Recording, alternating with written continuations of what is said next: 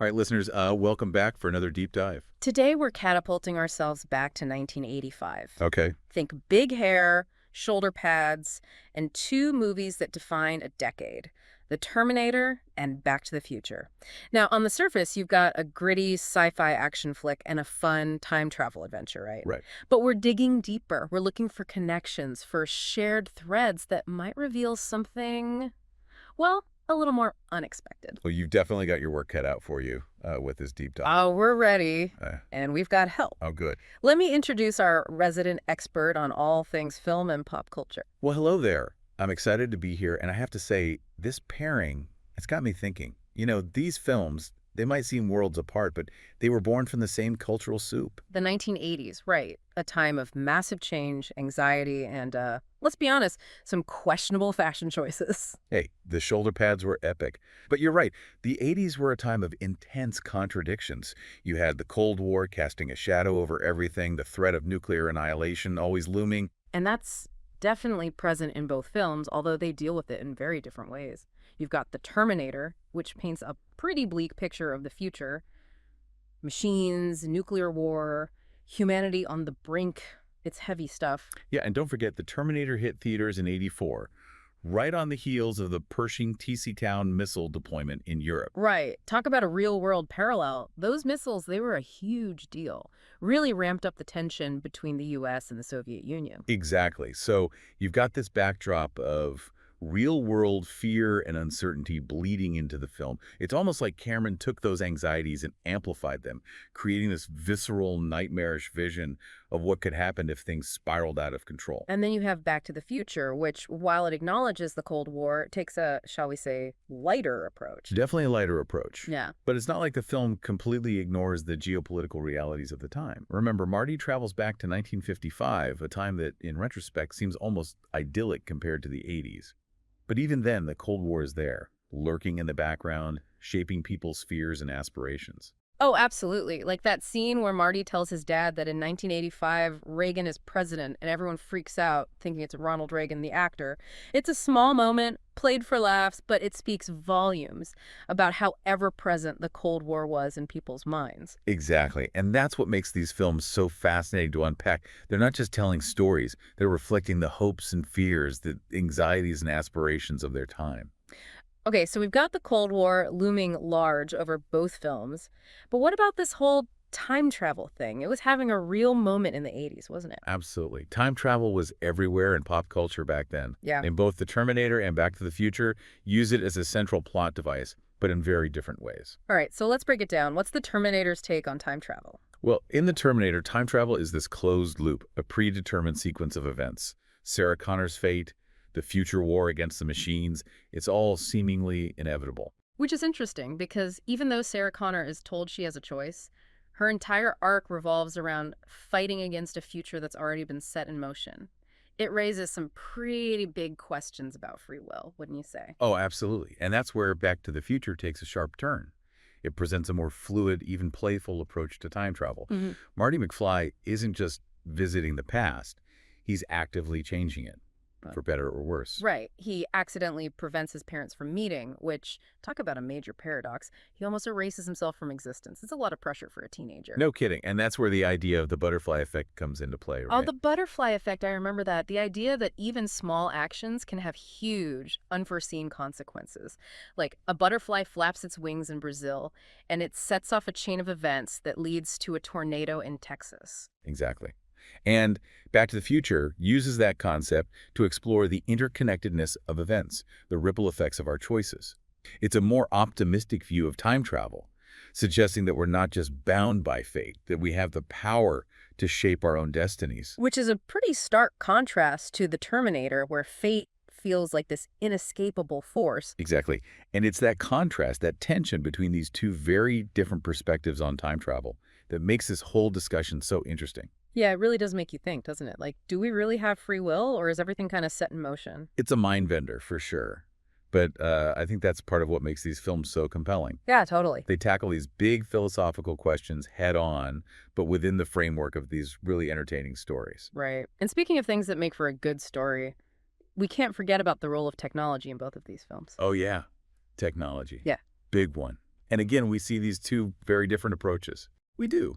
Yeah. And I think it reflects a lot of the anxieties and honestly the excitement around technology that was bubbling up in the 80s. Oh, yeah, totally. I mean, this was the decade of personal computers, video games, the very beginnings of the internet. It was like this whole new world was opening up. Exactly. And it was both exhilarating and kind of terrifying, right? Yeah. Like all these possibilities, but also these unknowns. Totally. And you see that reflected so clearly in The Terminator. I mean, you've got Skynet, this all-powerful AI that decides to wipe out humanity. Right. It's like the ultimate cautionary tale about technology run amok. Like, be careful what you create because it might just turn on you. No kidding. Right. And what's interesting is that this fear of AI, it wasn't just limited to science fiction back then. Oh, no. There were legitimate concerns among scientists and researchers about the potential dangers of AI. Yeah. Like, what happens when machines become smarter than us? Can we control them? Right. So it's like the Terminator tapped into this very real fear that was simmering beneath the surface of all this technological advancement. Exactly. It gave that fear a face, a name, and a really big gun. And then on the flip side, you have Back to the Future, where technology is more, well, fun. Right. It's adventurous, a little unpredictable, but ultimately a force for good. Like Doc Brown's DeLorean. It's a time machine, but it's also this quirky, almost lovable character in the film. Oh, totally. And it runs on plutonium. You gotta love that. Right. It's like even Doc Brown's inventions have this element of risk, of the unknown. Exactly. It's Yeah. not all smooth sailing and perfect landings. But there's definitely an optimism to Back to the Future's portrayal of technology that you don't really see in The Terminator. Right. It's like technology is a tool for exploration, for connection, for maybe even setting things right. Which is interesting because both films are dealing with the same anxieties about technology, but they're exploring them in such different ways. Yeah, and that's the beauty of film, isn't it? It can take these complex ideas and present them in ways that are both thought-provoking and entertaining. Absolutely. And speaking of thought-provoking, we haven't even scratched the surface of some of the more, shall we say, out there theories surrounding these films. Oh, you mean the conspiracy The theories? conspiracy theories. Yeah.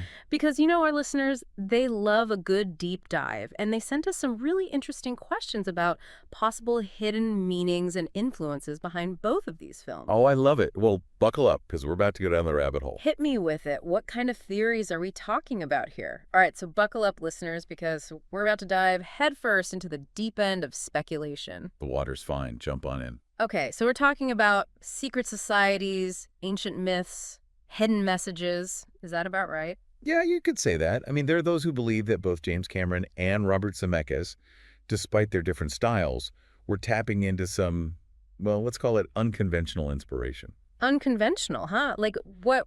Give me some examples. All right, well, some people believe that Cameron, when he was creating The Terminator, was drawing on ancient myths about fate and destiny. Oh, okay, I see where you're going with this. Like those Greek tragedies, right? Where the characters are doomed from the start. Exactly. Like the myth of Sisyphus, condemned to roll that boulder uphill for all eternity. And it's funny you mentioned that because that's kind of how it feels in The Terminator, right? Like, no matter what Sarah Connor does, this dark future, it's inevitable. Yeah, and some folks think those ancient myths, they weren't just stories. They were warnings, cautionary tales about the dangers of tampering with forces beyond our control. Okay, I'm starting to see the connections here. So, ancient myths, check. What about Back to the Future? Where does that fit in? Well, there are some who point to the DeLorean itself. The DeLorean. What about it? I mean, think about it. The stainless steel body, the gull wing doors. Okay, yeah, it's a cool car. But what's that got to do with ancient myths? Well, some believe that those design elements, they were just stylistic choices. They were symbolic. Like, the DeLorean wasn't just a time machine. It was a modern-day chariot of the gods. Whoa, okay, that's a new one. A chariot of the gods. I like it. But, it's still a DeLorean, right? It's not like it's powered by magic or something. Well, some people might argue that it kind of is, or at least that Zemeckis was hinting at a more, let's say, mystical understanding of time travel. Okay, so we've got ancient myths, chariots of the gods. What else you got? I gotta say, this deep dive is getting pretty deep. Well, it gets even deeper, Yeah. because we haven't even touched on the government conspiracy theories. Oh, yeah. The government conspiracies. Our listeners were really keen on hearing about those. So spill the beans. What's the word on the street? All right, well, there's a theory that James Cameron, when he wrote The Terminator, he wasn't just inspired by the Cold War. He had access to some, shall we say, classified information. Classified information, like top secret government stuff. Exactly. Some people believe that the Terminator is actually a coded message about real-life government experiments with AI and, get this, time travel. Whoa.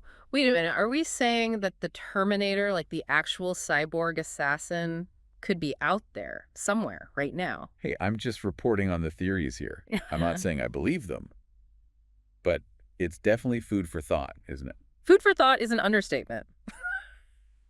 My mind is officially blown. Okay, so we've covered the Terminator. What about Back to the Future? Any government conspiracies lurking in Hill Valley? Oh, you better believe it. There's a theory that suggests Back to the Future is actually a commentary on government surveillance. Surveillance, like Big Brother is watching you kind of stuff? Yeah, but with a time travel twist. Some believe that Zemeckis was suggesting that if the government did have access to time travel technology, they totally use it to monitor their citizens. Think about it, they could spy on anyone, anytime. Okay, that's kind of creepy, but also kind of brilliant. It's like the ultimate form of surveillance. So what are we saying? Doc Brown, with his wacky inventions and his disregard for the space-time continuum, is he actually a pawn in a much larger government game? Maybe. Or maybe it's all just a big coincidence. The truth is, we may never know for sure. And that's the beauty of it all, right? The mystery, the speculation, the endless possibilities. It keeps these films alive, keeps us talking about them, keeps us diving deeper into their hidden depths. Exactly. And isn't that what a good deep dive is all about? Absolutely. Well, there you have it, listeners. We've journeyed back to the neon-drenched decade of the 1980s, explored the anxieties and aspirations of a generation on the brink of a technological revolution, and uncovered hidden layers of meaning that might just rewrite everything you thought you knew about two of cinema's most iconic films. And we've only just scratched the surface. Exactly. So the next time you watch The Terminator or Back to the Future, keep your eyes peeled and your minds open, because you might just uncover a secret message, a hidden symbol, a clue that unlocks a whole new level of understanding. Until next time, keep those theories coming, and as always, happy diving.